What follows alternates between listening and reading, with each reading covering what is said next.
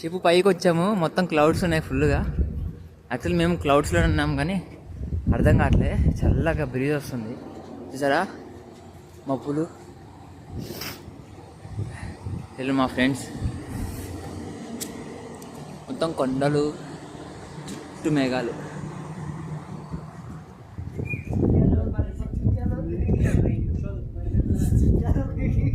చల్లగా ఉంది.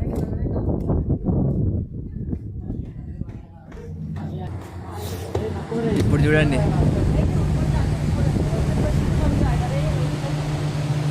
ఎంత బ్యూటిఫుల్ ఉందో. ఇది 18th ఫ్లోర్ షిప్లో.